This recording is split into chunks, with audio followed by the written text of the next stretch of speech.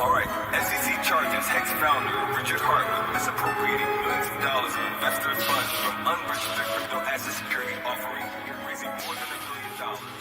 We'll have more on this in 10.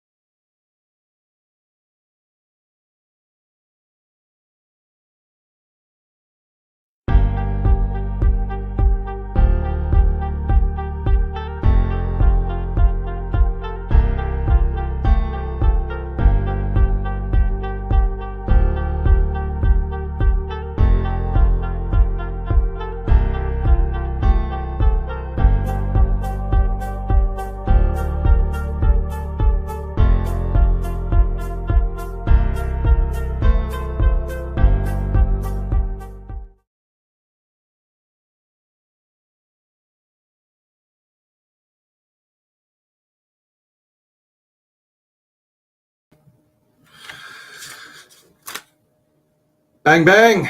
It's your boy, Vets in Crypto. That's how you guys doing? So episode 1, and right off the bat, I need to mute this tab because that's driving me nuts. But hey, without further ado, I'm going to bring on the legend, Mr. Randy Hilarski, and get this ball rolling.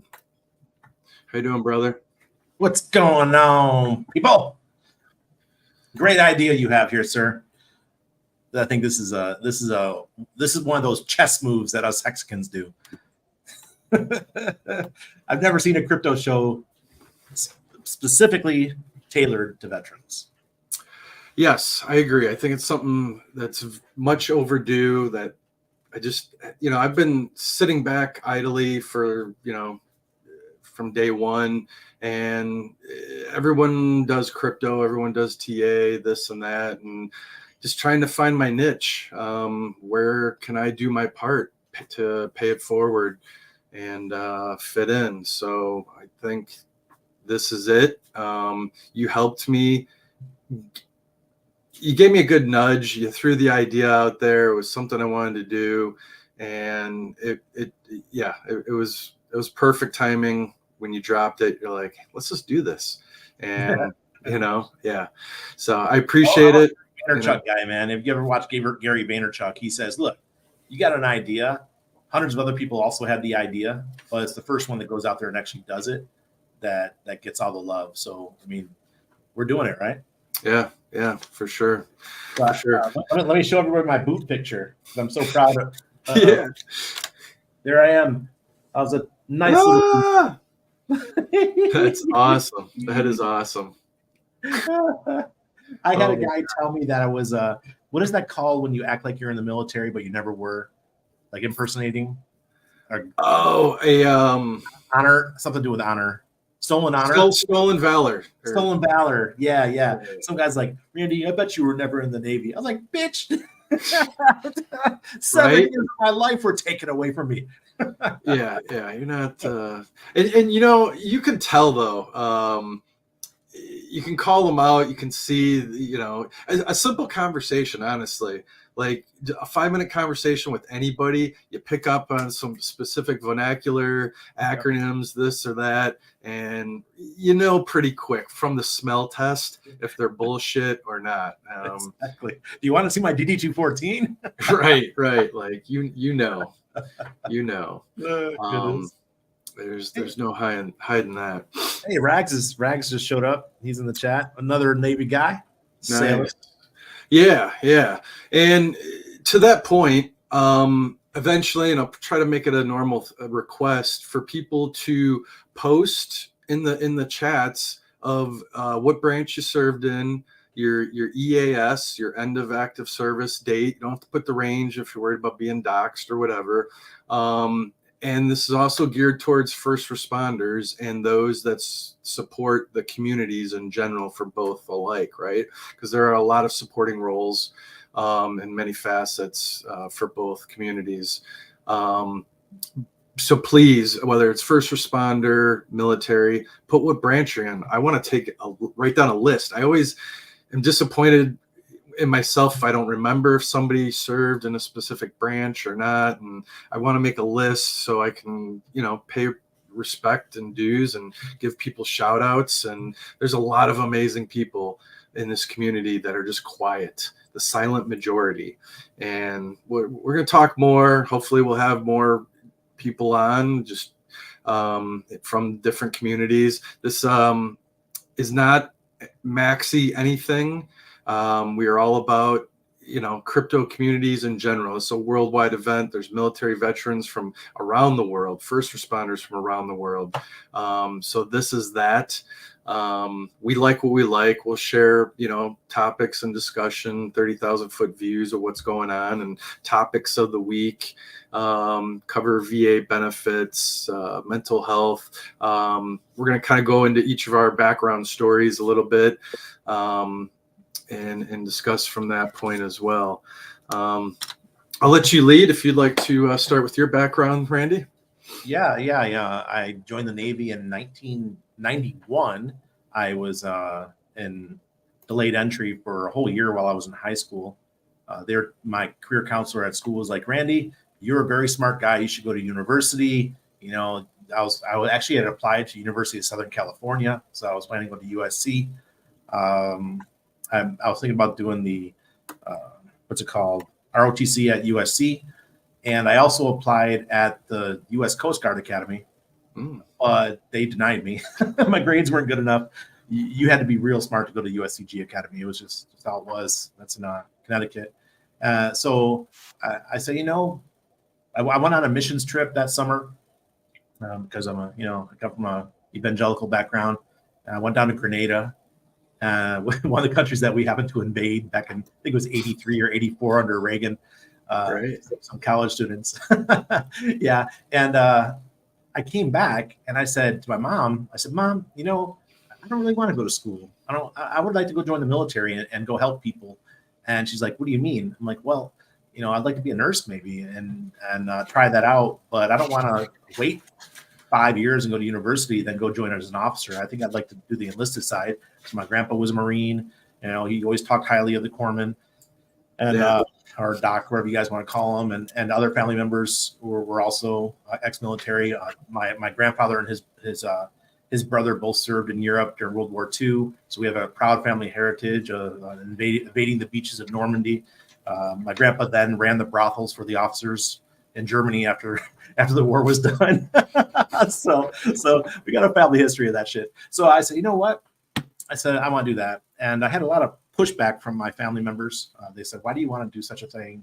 My stepmom, especially, she was totally anti-military because she was a military brat who lived in Germany her whole childhood because her father was in the Army, and she remembers the struggles of it and all that kind of stuff. But I ignored it, joined the Army or joined the Navy, and came in as a corpsman, stationed first, obviously, in Chicago. That's where most of us go, back then at least, for Corps School and things like that. And then I went to Pensacola, where I went to school for aviation medicine. So instead of being stuck on ships, I got sent to squadrons, VP patrol squadrons, which was the good life. We stayed in hotels while you guys stayed in tents. And so it really was the good life. So it'd be myself, a flight surgeon, and one other corpsman. I did that for 4 years. And then I went to Helicopter Support Squadron 4 in Sigonella, Sicily. And I was the base corpsman for the whole base. All the pilots would, the crew would come see me and I would take care of them and make sure that they're all up to date on their shots and their vision, vision tests and all that kind of shit. So I was the guy that did that. And then in '99 I got out, and I was so I did the whole Kosovo, Bosnia. That was my sphere. I spent most of my time. Good times, but I felt bad for the people. I felt like we weren't doing shit. All we did was run around, fly around, take pictures, and while they killed themselves. So that was a war that could have been ended really quick, but that's how things roll. Politics. So that was mine. So what about you? I mean, I don't even know your full story. I don't think anybody does. It's my first time. Okay. I remember when we were in Vegas at the Power City event, and and this is one thing you guys are gonna have to deal with. My memory is not the best, but it was a Power City event, and Freddie Quotes, God bless him, he was trying to get me in the back because everyone was doing interviews and everything. And I was just having too good of a time partying up front with the music and just raving out. It was a great time. I tried a couple times getting back there. Security's like, nah, I can't get in, blah. And I just gave up and just had a good time that night. Nonetheless, so where do I start? I guess I knew I wasn't ready for college. My brother was out in college and whatnot, and I just knew I wasn't ready. So I did the delayed entry program, and a month after high school, I was off to boot camp. MCRD, yep. And I'm thankful that I did it young. I couldn't imagine doing it older and going through all of that. Like, hell no. You wouldn't tolerate it for one. You're like, yeah, it wouldn't end well for one of us, that's for sure. So I was a Hollywood Marine, so I was out at MCRD San Diego watching the airplanes take off every hour, every day, wishing that you were on one of them, and eventually after 3 months you are. But yeah, it was tough. But anyways, so my MOS, military occupation specialty, I was a heavy equipment operator. Went to Fort Leonard Wood, Missouri, did my schooling there. And then every Marine's a basic rifleman. We had, MCT, Marine Combat Training, which is an abbreviated version of School of Infantry for infantry Marines. And then was in the fleet, just learning my job, honing that craft. But I kept volunteering for different missions and projects. So a lot of times San Diego is right down the road. So we were always doing, they're called POGs, POG, like Port Operation Group. So we would be the ones loading the materials, the pallets and everything from the pier onto the ships. So whether it's pallets or big, ratchet shipping containers with the ratch handlers moving them around, crane operations, you name it. So once I got out in the fleet, enjoyed doing my job. But then I volunteered, finally got on the 13th MU, 13th Marine Expeditionary Unit, and was able to do a 6-month deployment. So being forward deployed, tip of the spear, just out in the fleet. You're on a naval vessel with sailors and 3,000 other Marines, and you're just floating around and waiting for something to pop off, whether it's a humanitarian operation. What ship were you guys on? I was on the our LSD, or our main mothership was the USS Boxer, which is like a mini aircraft carrier for like. Isn't that the sister ship of the Wasp though? I think there's 2 of those. There's a handful, because you have the Westpac, and then you have a med float and a Westpac. The med float guy is Mediterranean, and then West Indies for Westpac. So there's always one contingency always floating around, and that's why they're referred to like America's 911 force, right? Just you're there within, you're in the region. We have assets in the region, right? So anyways, and we'll go into more stories later. Like I was in the Clinton years, so nothing really was popping off. Me too. So every 2 weeks we were in a different Liberty, different port. I mean, we went everywhere, and yeah, it was pretty epic and blessed. But you know, we did a little train up, work up at that time. Ethiopia, Eritrea had a civil war going on, so we spent a month in Mombasa, Kenya, and then we started working up to go in and escort the VIPs and foreign dignitaries. It didn't go all the way to that extent, but we were loading on the C-130 and going through the steps if the balloon fully went up to Diddy Mao and get over there. But anyways, See, you hang out with military folks, you learn some words. All the way back to the Vietnam War. It's like, hurry up and get out, you know? yeah. So, and then on the personal side, after the military, while in the military, I was young, 21, eloped, had my son 9 months later. He was born in the Naval Hospital at Camp Pendleton. And then went back home. I got out a month after he was born. I just did 4 years, got in, got out. I knew personally I wasn't a lifer. You know, if you're not, you got to make a commitment. Like once you do re-up once or twice, you're like at 8-10 years, like, what are you doing? Are you wasting your time, or, you know, like shit or get off the pot, right? Yeah, that's how I felt. Yeah. So got back, and I've been self-employed ever since I got out of the Marine Corps. I started doing satellite installations, and then I became a retailer and doing the sales and installations. And then so I just always kept moving forward on that. Ended up remarrying. I have a daughter.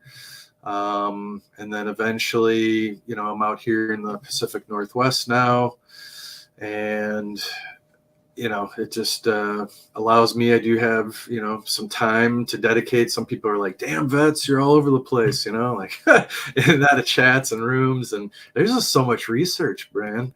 Like, it's crazy. And like, your plate's got to be crazy full. You juggle a lot, plus family. Yeah, but I don't have a job, so this is my job. True. Yeah.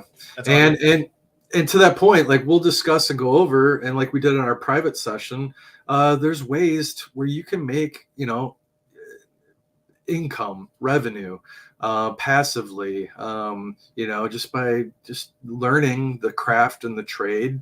And we'll go over that. And that's why, you know, Randy's, you know, you're a veteran in the crypto community, and a valued asset as well. So yeah, it wasn't easy for me though, getting out. I suffered for 10 years. I went from job to job to job. I must have had 30 jobs in a 10-year time span, like working all over the place, and from delivering pizzas at Papa John's, Domino's, to working as a nurse at multiple different hospitals, mental health counselor. I sold cars. I was a master Volkswagen salesman. I was a salesman. I worked at Honda, Hyundai. I mean, I did everything, man. I was just really good at sales. You know, I was the second biggest salesman in the state of, for as far as sales for state of Ohio when I was living in Columbus for a Sprint. I was killing it when cell phones came out in the year 2000. I was the guy who worked 7 days a week, and I was selling 200, 220, 230 phones a month. I was just making money hand over fist. And then things would dry up, and you know, it would just get to be rough again, and I would lose everything and start again. And that happened multiple times. I just couldn't find my direction in life. The thing that people don't understand is that when you're in the military, you're told what to do all the time. Your whole life is guided for you. And if you stay in for 20 years, it's what it's going to be like. You're going to get out as a retiree, and a lot of retirees struggle because they don't have any guidance anymore. And I just had to go through that at an earlier period because I had been in the military for 7 years. 7 years, you know, and I had done one reenlistment. You know what prompted me to get out? They're trying to send me to 29 Palms. The stumps. Yeah. Plenty of time out there for sure. She's like, oh, she goes, I can extend you 1 more year in Italy, or you can go to 29 Palms. I'm like, I don't want to do both. Either one isn't really appealing to me. I've been living in Sicily for 3 years. That's a desert itself. and the volcano was erupting when I was living there, so I was having some asthma issues. The ash was really bothering me, and I was like, I don't want to stay another year here. I can barely do my PRT now. So I had to go to my next step was to go to 8404 school. That's what we call in the Navy when we go to Marine Corps combat nurse training or combat corpsman, whatever. And so I said, yeah, that's hoorah, let's do that, right? And then at the last minute, I changed my mind. I said, I'm not re-enlisting. I'm getting out. So they didn't give me enough money. I was kind of pissed at the bonus they were giving me. I said, that's not enough for doing that. And come to find out, the unit was AGSE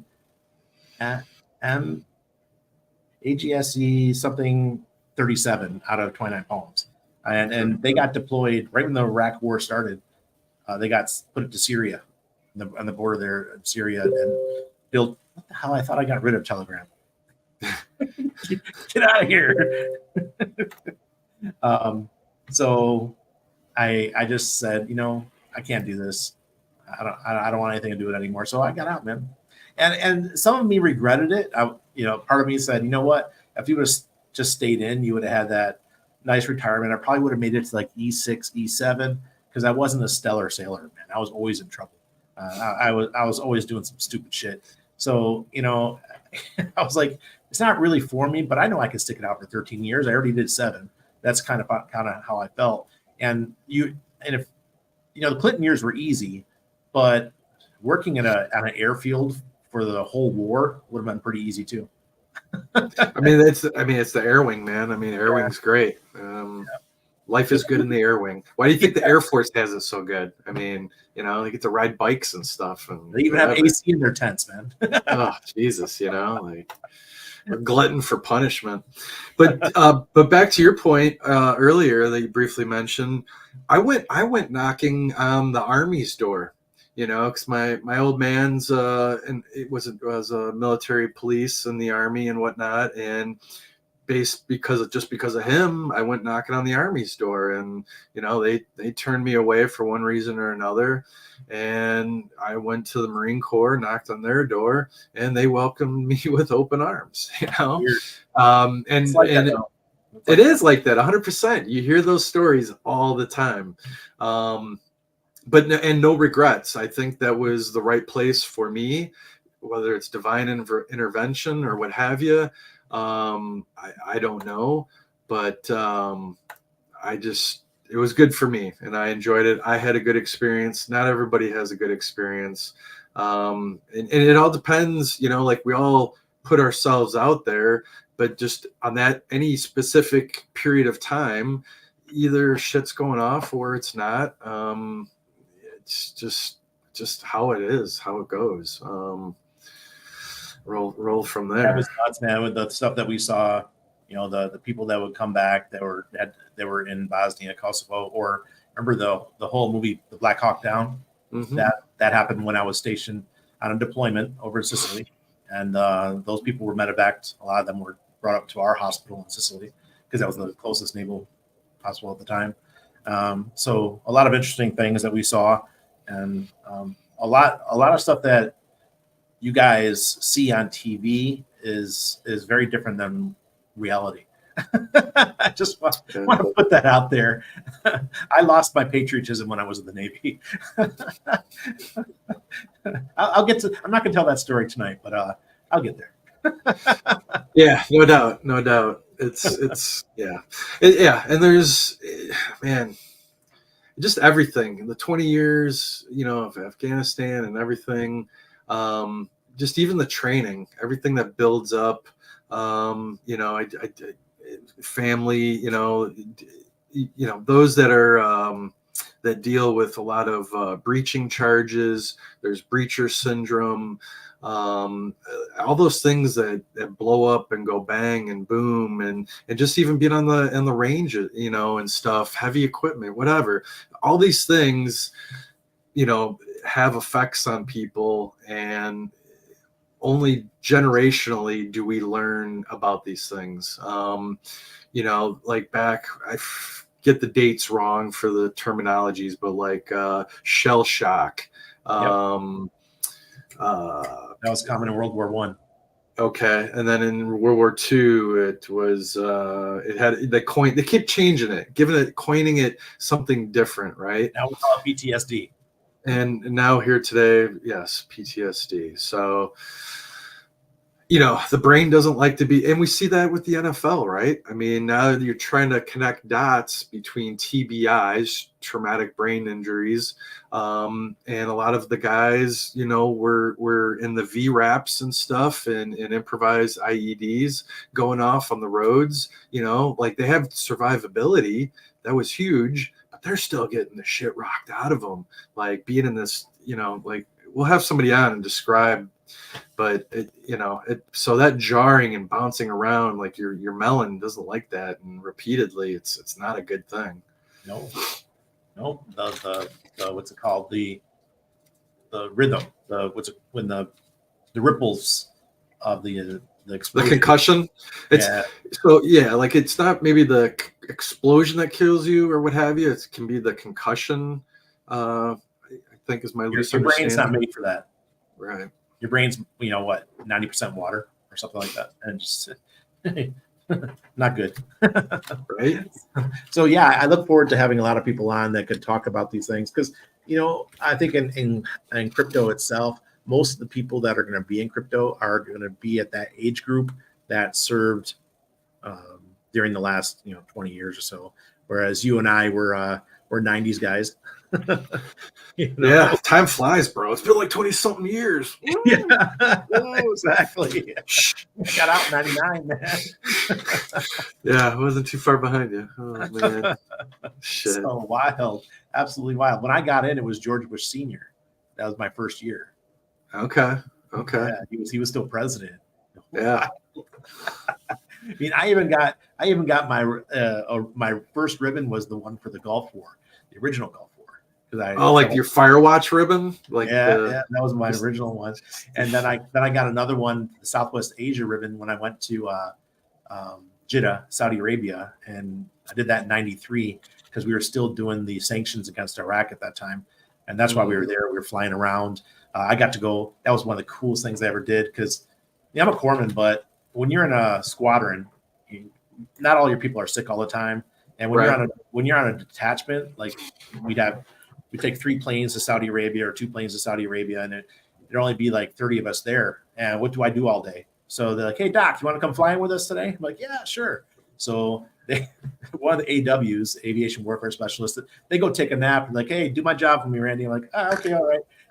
And all they got me doing is looking out the side window, and we're flying around ships and taking down the code, what the ship name was, and looking up their manifest to see what they got on board, to see if they're trying to smuggle weapons into Iraq. That's kind of stuff that we were doing at that time.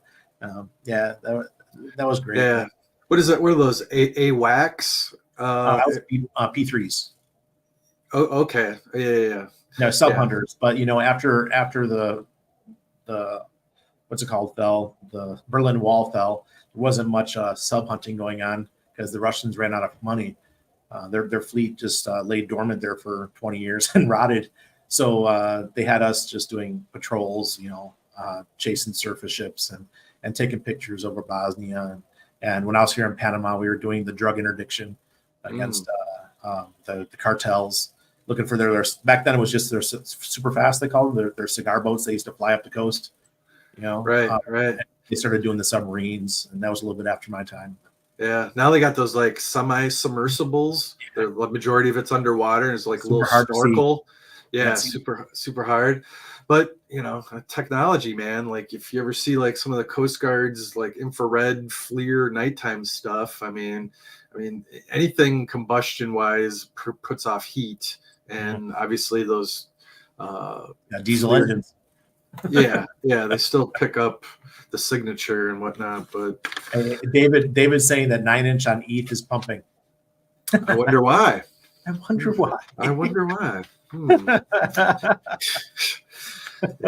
Yeah. I've still got all my 9-inch ETH on the ETH side. Let's segue into a little bit of crypto stuff right quick. Yeah. 9-inch is it's a DEX, and they launched on Pulse Chain and Ethereum. But 90% of the focus of 9-inch has been on the Pulse Chain side. And I've been telling the team, I've been telling everybody, focus on the ETH side. If we want adoption on Pulse Chain, we need to do some work over in Ethereum to bring people over. And if 9-inch on ETH starts pumping, and we start putting a bunch of liquidity over a 9-inch on ETH, the degens will find us and they'll start coming over to Pulse Chain. That's how it's going to work. I'm telling you right now, 9-inch will be the biggest, until somebody else comes along, it will be the biggest helper of adoption to Pulse Chain. Yeah. Of all the platforms on Pulse Chain. Yeah, it'll do fine. Rough start, but the ship will get turned around. It will be okay. And I think that's our biggest, it's a big narrative. And I think we're starting to see that with the latest project, Blastar, an Ethereum developer starting a project, a good quality project over on Pulse. Good call on that one, bro. I couldn't get a transaction to go through. Kept failing, so I gave up. I don't know if because on that one it was very specific. Like you got to do the buy on version 1. It's 5%, and there's a little bit of a nuance there, and so I feel bad if I left out that key piece of information. Fuck. But but sometimes things just happen so fast, and all you can do is try and wait 5 minutes, something else will come along, and you're off to the next thing. But my point was with the 9-inch and everything, with this Blastar whatnot, is bringing people over. To your point, a good developer like that, and it just creates the buzz and the hype. And now you got one of the Tate brothers talking about Blastar. Well, where's Blastar? It's exclusively on Pulse Chain. It's a beautiful thing. So I think that's what everyone's been working towards trying to achieve. So maybe I'll still pick some up. I'll try to wait for a red candle. But look, guys, I buy red candles and sell green candles. That's how I've always done it. That's how I've done very well in crypto. In my Patreon group, that's what we talk about all the time. Try to teach you guys how to sell. You guys all know how to buy, but selling, y'all suck at it. Yeah, and that's another thing too. And I know, like in your private group, you're gonna have a person like Crypto Sloth on giving an LP course. And I think in general, regardless of what crypto sector that interests you, what learning how to exit properly, more people need to know how to do that to reduce their getting slapped in the face by the slippage, learning how LP works, liquidity providing. If you put up the pairs, you can exit out without affecting the price. You can earn some fees if you do it correctly on the right version. You got to wrap your head around it and roll up your sleeves and do the due diligence, like a lot of this stuff. But it'll protect the price, man. I mean, so there's got to be a big push. I think there's starting to be a push of educating people, all the different peeps out there. And this goes for, every different kind of chain. It's all every the same. project, doesn't matter what it is, and we're going to start really pushing it hard, especially in the no permissions group, because we got 400 of the biggest bag holders in the Pulse Chain Hex ecosystem. And these folks, if we teach them not to cause big red candles, we could have a much nicer bull market. And if our Pulse Chain ecosystem folks are educated properly, we're going to make the other ecosystems look terrible, because people are like, dang, why do you guys have 15 red or green candles in a row instead of us? Like, we have up, down, 3 up, 2 down, it's just up and to the right for a whole year. That's what I want to see. Exactly. Let's take a quick second here, look at chat. I want to thank everybody for popping in. And make sure, hey guys, make sure you go follow the Vets in Crypto YouTube channel as well. That's the main channel. I'm streaming to mine too, but let's go over there and support that one so we can help grow it. Yes, and I definitely appreciate it, and appreciate you, Randy, for taking me under your wing and showing me the ropes and pushing the buttons and all that good stuff. So thank you. So Godfather J6, what's up, brother? I did a little test run last night. I don't know if you caught that at all. So just making sure some of this was clicking and jiving and showing up on the different channels. Let's see. Looks like we're still going on Instagram, and so we got Twitch, Instagram, YouTube's rolling. Got Twitch going too. Yeah. Damn, bro. Yeah. So You're skilled. I don't know. So like the things have been in place, and I've had these intentions, and I've reached out to people in the past, but just never fully pulled the trigger and got it going. We're streaming this on X as well. Nice. So yeah, just trying, man. We're trying. Let's see here. I think Paul says, what is the one wildest memory that stands out in your mind from Weekend on Liberty? shit. I don't know if I can talk about it. Oh man. Maybe at the next in real life meetup that we do, we can definitely talk about. It wasn't even Liberty for me though. It's just deployment, because on deployment they'd have just the weekend, R Fest, just you got the whole barracks. Everyone's just sloshed, man, and they'd be building pyramids of beer cans and running down the lawn, jumping into it, like bowling for dollars and shit. That's the ones I remember, because I was always deployed and I was always stationed in really cool places. So I wasn't on a ship, so I never had that Liberty feeling. I was always on Liberty. Yeah. I mean, there was never a point where I was more of an alcoholic or met the true definition than when I was in and serving. Like it was, I don't know. I think I was on a Budweiser kick forever. What is that called? Southern Comfort, SoCo for a long time, that's crazy, man. Mad Dog 2020, a little Old English, fuck, man, it's a Boone's Farm, like, oh my God. When I was in the Navy, it was kind of weird. I know this is going to sound odd to some people, but I'm an inner city kid. So I always hang out with the black crew, all the guys, the black guys, the girls. I always hung out with them because that's who I identified with, because I was an inner city kid. Mm-hmm. The country boys, they did their thing and they listened to their twangy music. I want to hear hip hop. I knew all the songs. I had fun with them. We play dominoes and right, spades. Spades. For hours, dominoes. That's the blow it up. That was me in the 90s. I was a hip hop kid, man. Absolutely. I played basketball whenever I had time off, was that or volleyball. And I had a great time in the Navy. My time off, while I was working, I hated it. Right. Yeah, no doubt. I've never laughed like even starting with boot camp, like the craziest shit would go on. Things would be upside down. People, 3 eyes, pegging you on each trifecta, just drilling their covers into you, and you're right next to them while this dude's getting smoked or lit up. And I mean, oh my God, but you can't laugh. And like, you're just dying inside, like the comical shit that's going on.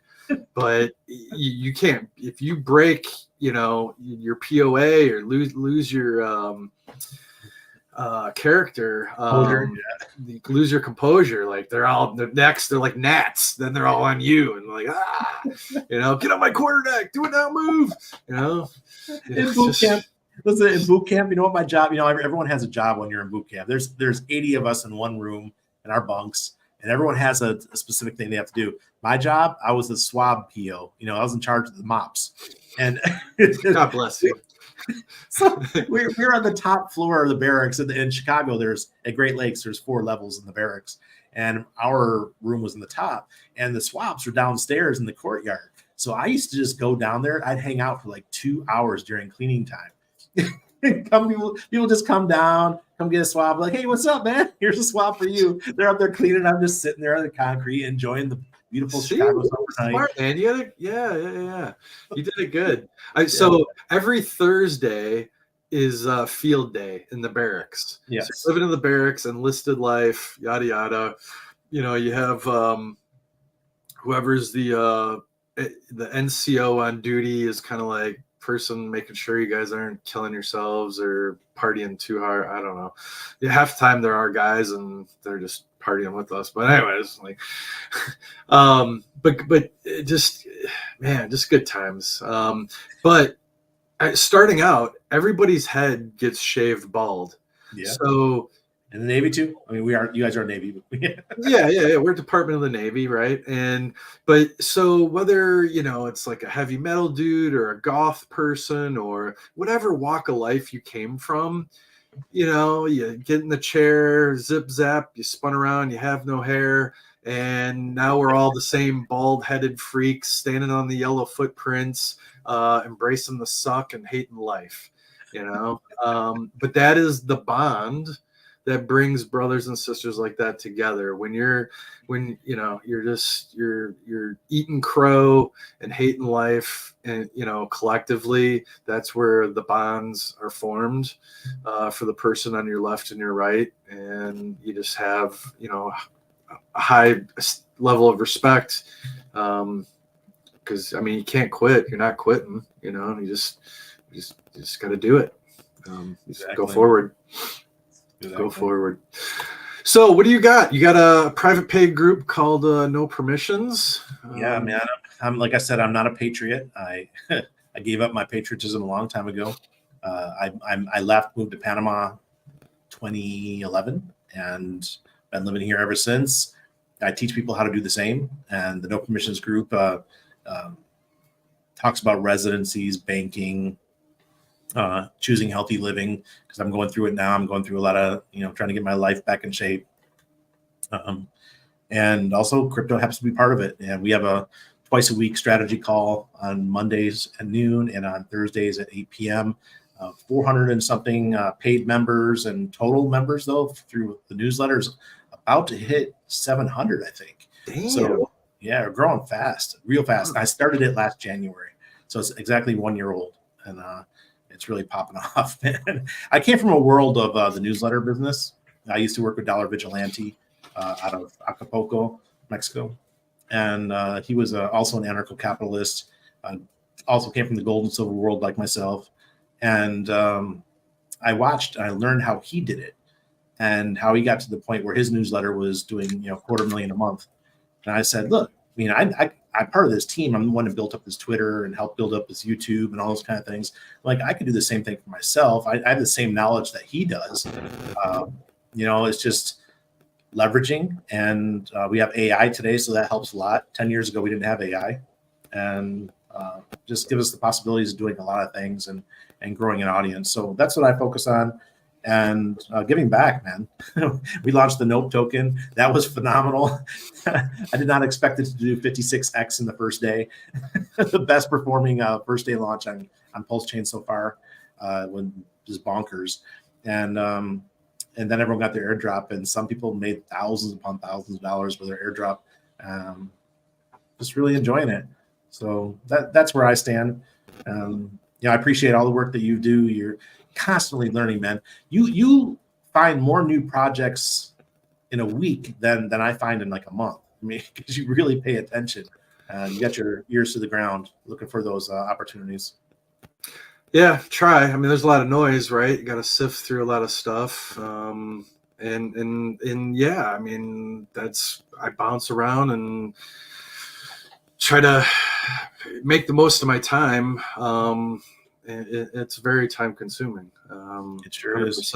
But in trying not to fall into that honey pot or the wrong one or what have you. And don't get me wrong, like we're all growing and graduating. Like, a lot of us are at different stages and levels. A lot of us, already have our hex ladder, built, and we're staked. And, upon Pulse Chain's launch, we got our copies of that on Pulse Chain. We're a big, advocates of Richard Hart, and the RH ecosystem in general. So a lot of our collective bags are packed, so to speak, in the RH blue chips.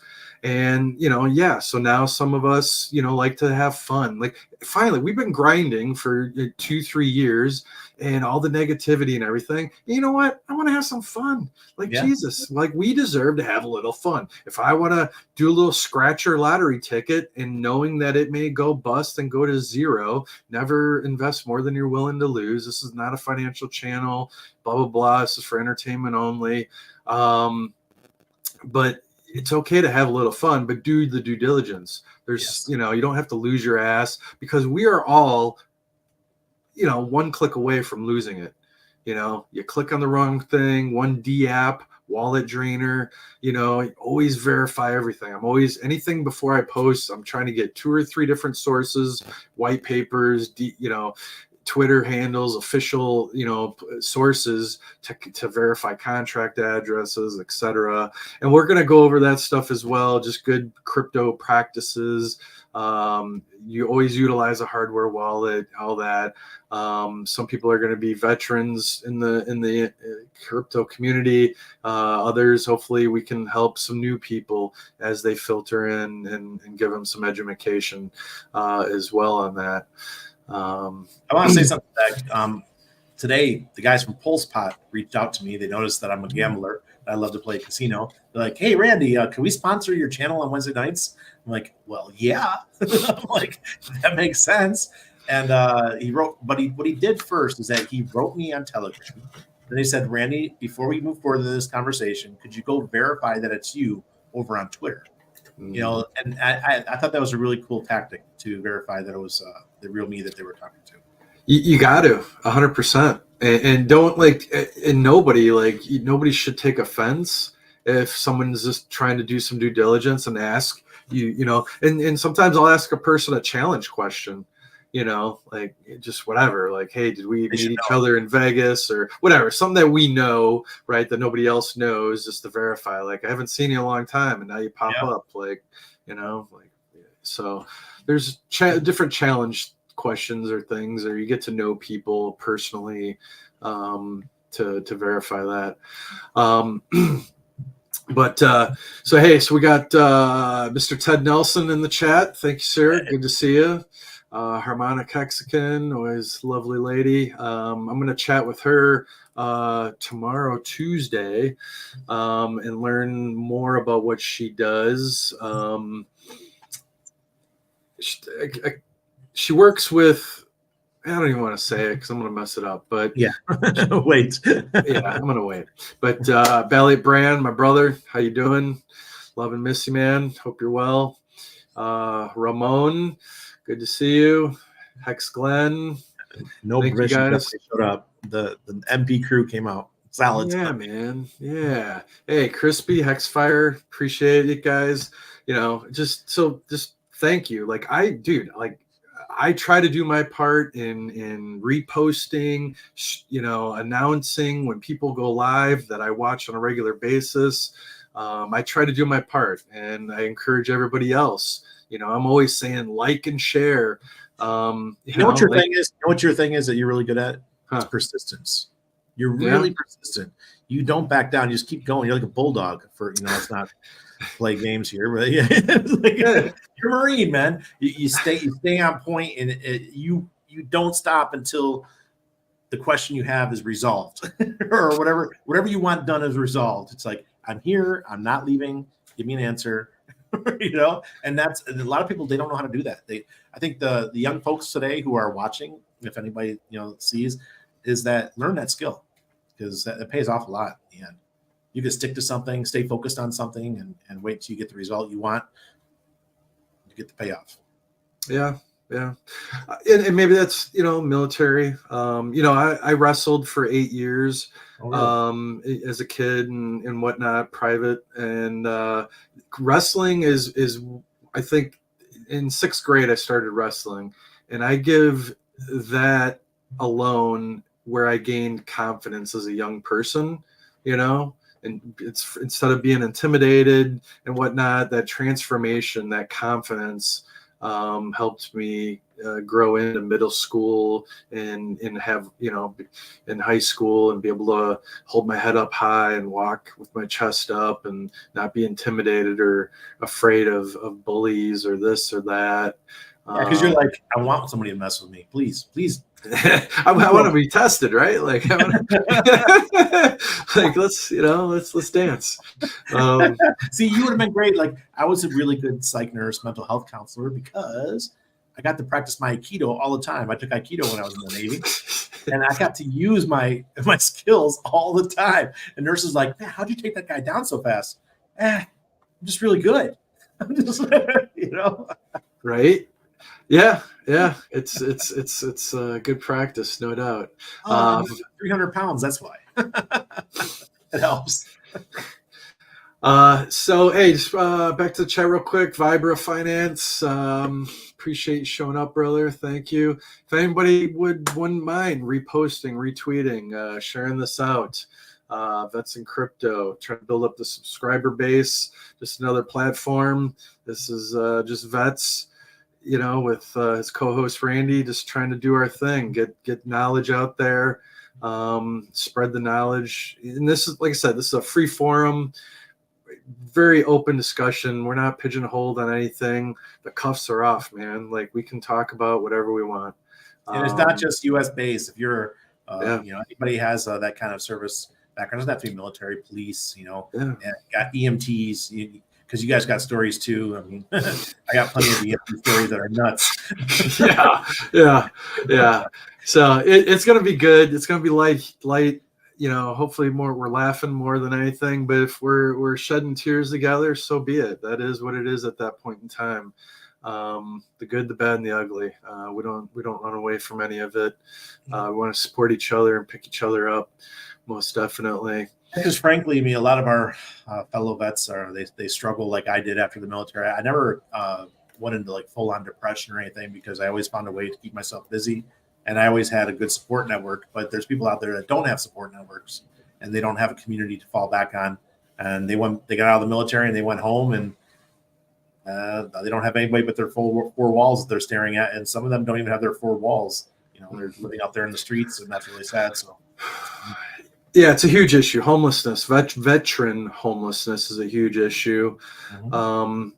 And maybe we can try to do our part.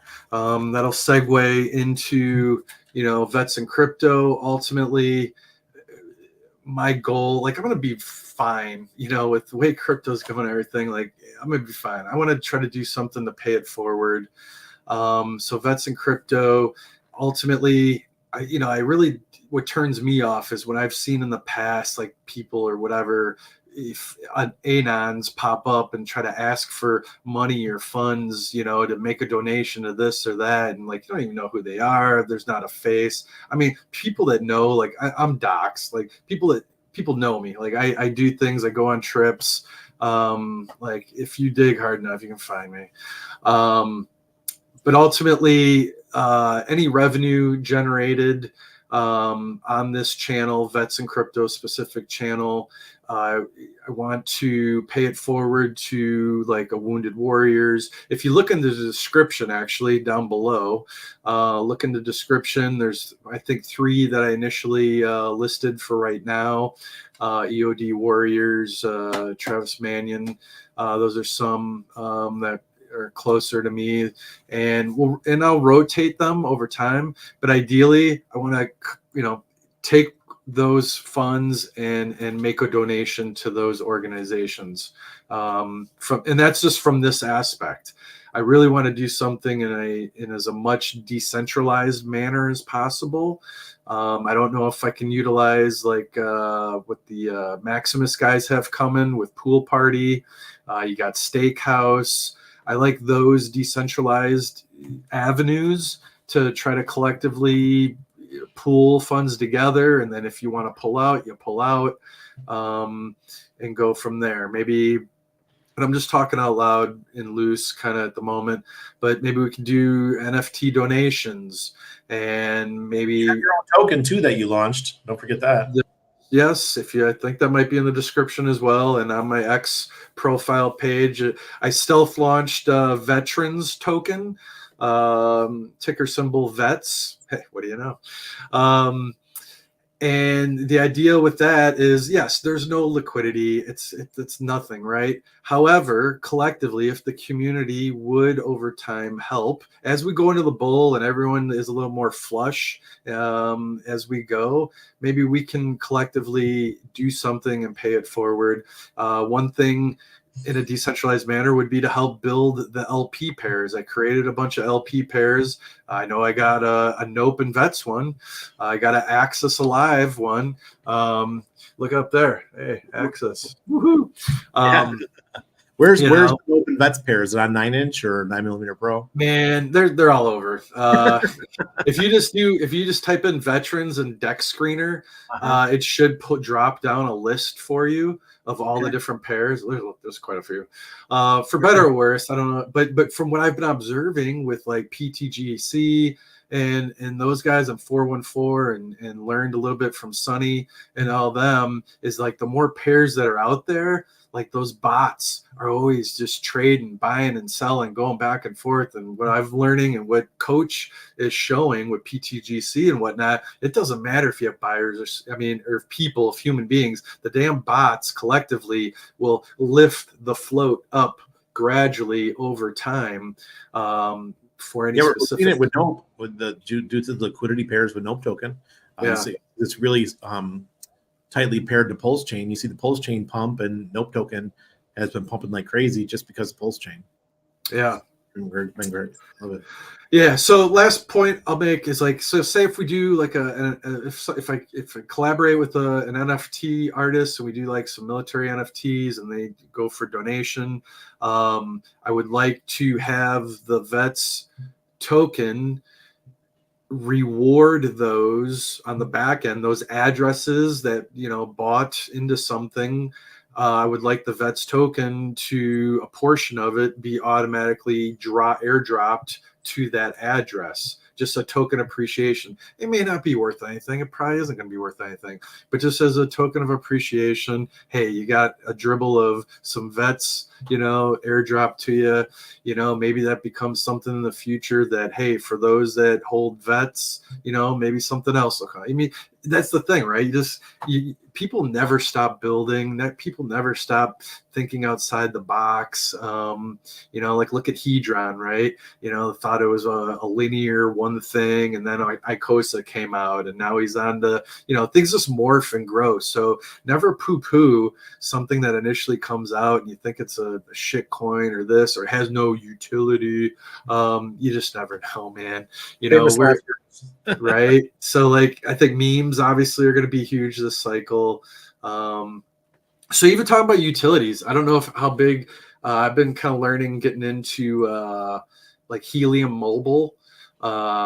It's on the DPIN side of things. A lot of those utilities, for whatever the reasons, they chose to run on the Solana network.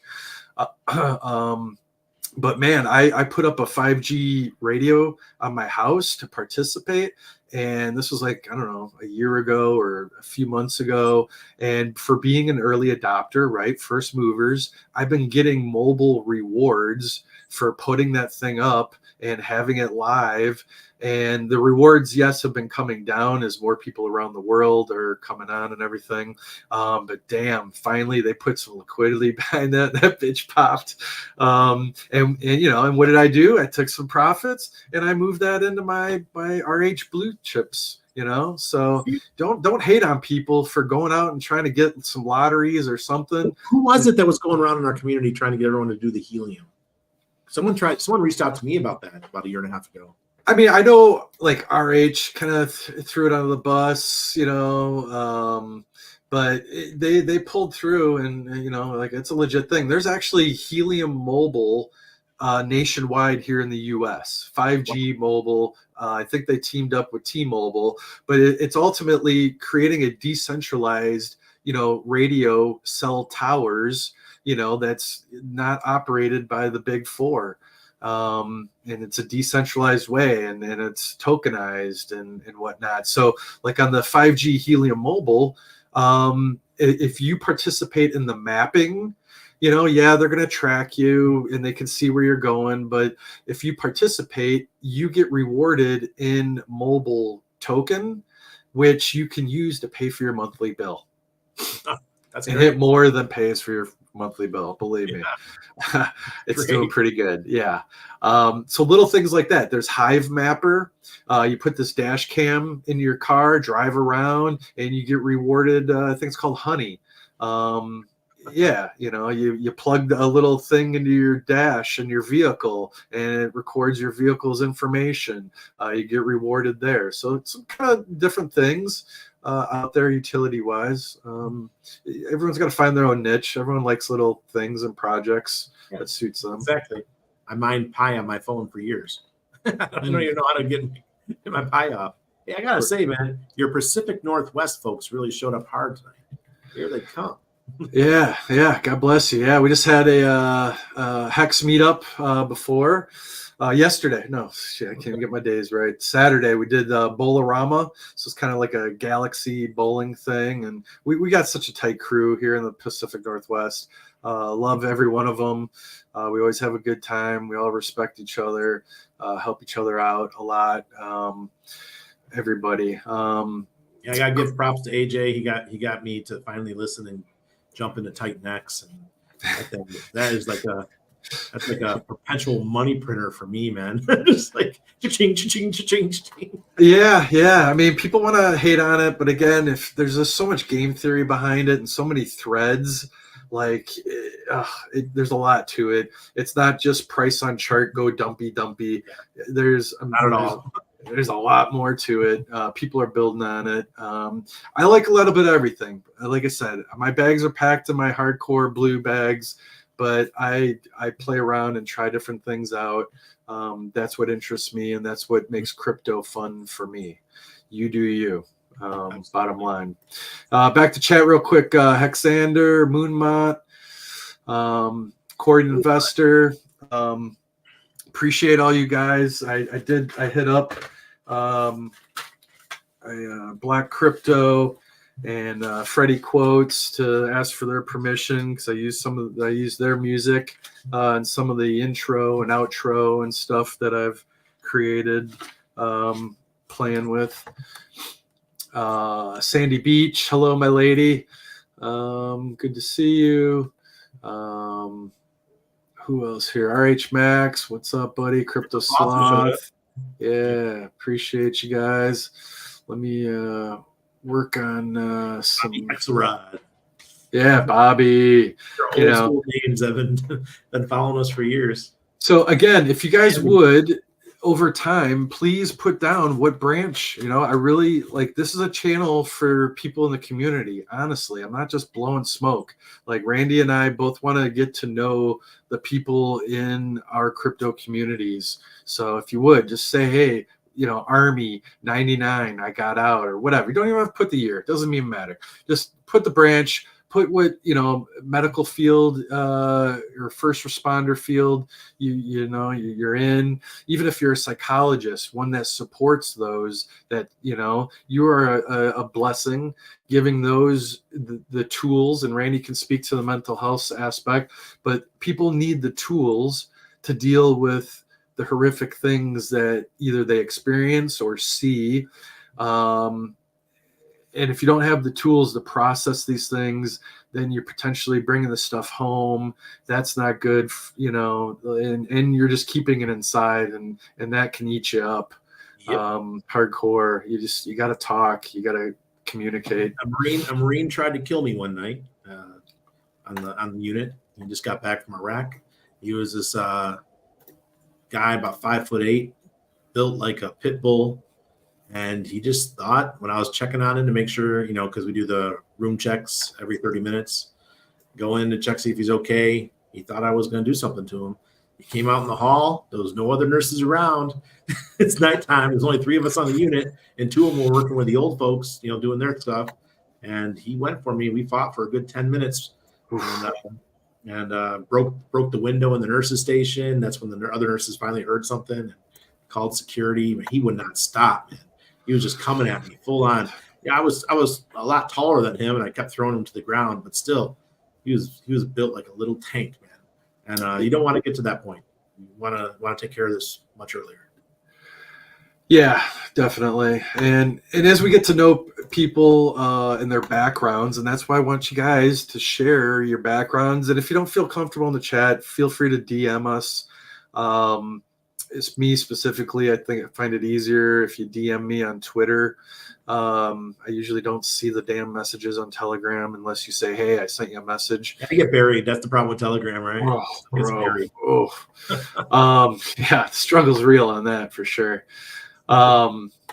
So please, that's why I ask again, because if you're up for it, would love to have you on so you can talk, share your stories, maybe share some tips and tools for people that are out there that maybe they can incorporate. Maybe they don't want to, they have a stigma that they don't want to go to medical or the doctor because it might get put, in their record for whatever job or military occupation that they're doing. They feel it might look negatively upon them. But if you come on and share your skill set, on this platform, maybe they can practice those tools, whether it's meditation, just whatever. So we're gonna, go over VA. On the American side, we're going to go over VA benefits because there's a gazillion of them out there, how to navigate it. I believe, Randy, you worked for the VA for a period of time. Very short. Yeah. But you got, but again, a government agency job, and you got to see the bullshit and the red tape. Oh my God, it's worse than the military. Yeah, it's horrible. It's horrible to go through. I mean, people who watch this show, it doesn't have to be people that are just in the military. Oh, exactly. You're going to learn a lot of stuff. We're going to talk about lots of different things and a lot of, coping skills and things, how, because there's mental health is a big thing right now going throughout the whole world. It's not just military veterans that struggle with it. It seems like everybody's struggling with it. Well, COVID, right? Like COVID, just these things, man, I think this adds to it. People just trying to be out there on their own all the time now, just looking at devices instead of having human interaction. And that's one of the big things I think is affecting us. We all have to disconnect. I try to put it out there. I mean, you guys will see me. I'm out. I try to live life. It's how I keep my sanity. I like to be outdoors. Here in the Pacific Northwest, there's a ton of outdoor stuff to do. I mean, I see you with your family. You guys go down to the beach and, doing excursions, traveling the world, literally. So kudos to you. You got to live life. There's more than just all this, you got to get to know the people. Outside every day, man. I mean, we just got back from the park. I was sitting on the grass, my kids playing football, chit-chatting with neighbors, people in the neighborhood, because I really believe in living in a neighborhood where you have like this feels like New York City here in Panama City with the neighborhood I live in. Everyone knows each other. Everyone knows my kid. Walk down the street, he'll get like 10 highs. It's just, hi, Max. What's up, Max? Hey, and then, everyone say it. Even the guys, we call them bien cuidados. They're like the parking guys. They'll help you park. You give them $1, $2. They watch your car. Yeah, goes a long way, man. Yeah, those guys, they all know Max. If he ever went out by himself, he's got people to watch over him. I love it, man. And community is so important. It's one of the main things that helps you keep your sanity. Yes, 100%. So hey, look at this. It's actually working. So we got crypto trucker right on. Army infantry, EAS in 82. So end of active service was 1982. Appreciate you, man. Thanks. Who else? Sandy Beach. She's in the pharma industry. Yeah, right. No military, but she was in the psychiatric side. Being a pharmacist. She wasn't my people. She was the one passing out the Zyprexa. yeah. And again, harmonic hexkin. She loves talking to people. I think she's got some tools to help people as well. I'm going to do a session with her tomorrow and learn more about it personally. Most positive people you ever talked to. Yeah, just great vibes. 100%. Ramon, USMC reserves. Hoorah, Devil Dog. Hey! I could get a lot more louder. I just don't want to blow people's. I get all excited. Oh man, have flashbacks. Get me excited. Shit. Yeah, I think Hex Fire. I think he was in the military. I believe. I don't know what branch. Maybe Army as well. I think, or yeah, I think he was a Navy guy. Ted Nelson, right? I don't know. Was Ted? For sure. Yep, Yeah, right. Ted was Army. He's a patriot nonetheless. I know that for damn sure. For sure. But yeah, guys. So appreciate everybody tuning in, stopping by. Please spread the word. Help me, help you. I reciprocate, man. Like you do me a solid, I got you your sure back. do. You know, like I if I talk, I walk. You know, I'll walk the walk. I talk the talk. Persistence. Appreciate it. Some people, yeah, whatever, man. You know, as we get older, I don't give a fuck what you think, right? Love it or leave it, turn it off, unsubscribe, you know, whatever. You don't like it, well, there's seek life elsewhere. Well, I'm telling you, if once the markets really start pumping, veterans find each other, man. That's the thing. Yeah. They find each other because how do you get through the bullshit? The one thing about veterans is we already have that level of trust just because we know we went through the same shit. Yeah. Yes. And that is maybe like the ethos and premise behind this is like to have a place, right? We need places. And that's why like I've joined some private paid groups because like I want a good solid source to be able to trust. There's so much noise out there. Everyone's trying to gun for you and rip you off. It's insane. So those are the measures that I've taken. But now, because I used to run around, I used to spend hours on YouTube, Twitter, trying to sift through 3-hour streams to try to grab a nugget or two. And it's a time suck. It takes so much time to do that. And we don't all necessarily have that time. And families, you know, get hit the hardest because our head and our brain is somewhere else. So if we can, this is what I want this to be, is like a source of information with facts, where you can find facts ultimately. For sure. Yeah, even Pepe came in. He's I think he's Red Beret, but that would be Italian. I think Pepe's Italian. So beautiful. Yeah.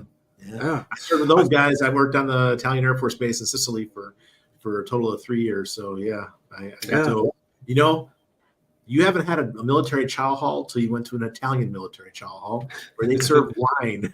Oh yeah. Was it the French or the Italians? Don't they pack wine in the MRE cases? I don't even know. I lived a good life, man. I never. One of them do. Have you ever eaten the MRE? Never. Oh fuck, man! Come on.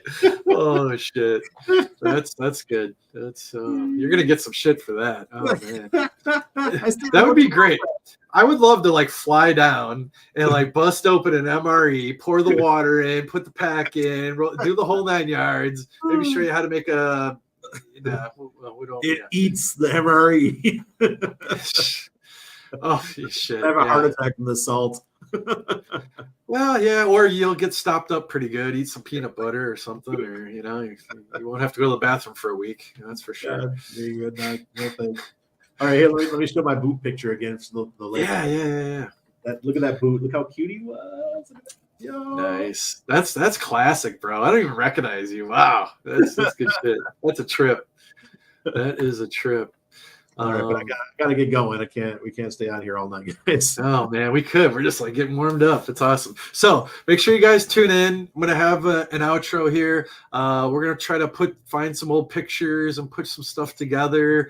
And then I'd like to get other people, communities, and kind of build a collage, and like we can make one big cool one and all that kind of stuff. Got to get the Captain RG3 looking at it. I wonder if he's got a good shot of him when he was in the Marines. Right? That collectively, that would be really cool. We get everyone's like boot camp pictures from the assorted branches. I think that would be pretty dope. Pretty dope. All right, man. Well, we kept this going. Appreciate everybody in the chat.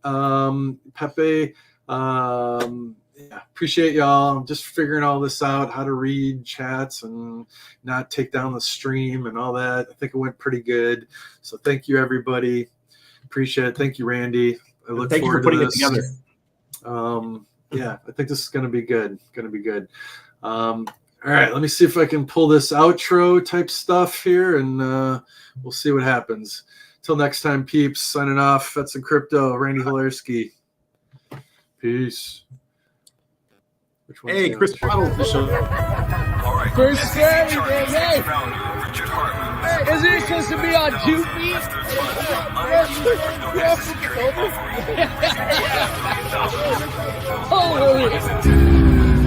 Yo, it's the Hexicans again. Crypto, this ain't the end. It's real life, not pretend. The code is what we defend. We some crypto junkies. Hex and pulse chain, we comfy. The price action bananas. Chimpanzees, monkeys. Hexicans, let's be real. We all know the deal. The SEC trying to stop us. Man, they need to chill. I hear SBF is free. That's Sam Bankman-Fried. He made a kill and then stole billions. Now y'all coming for me? How can this be? The code works autonomously. It must be the AI, the way I make interest trust to sleep. How can I claim my loss? Hex and Pulse Chain, they didn't rug. Gary Gensler, we're the victims. I really think you just spreading some FUD. So tell me what this is about. Oh, you do anything for the clout? You are a joker and I am dope, but that's just a fact. Full disclosure. So tell me what's next. You think Richard Hart's gonna run with the funds? I heard some influencers say that, and to me, that sounds really dumb. But that's just me, and we will see. Hex is no company. I own my crypto how it should be. No restrictions, totally free. With DeFi, there's no middleman. Just code programmed to do what it do. Repetitive tasks, kiss my ass and regulate this new asset class, cause we some crypto.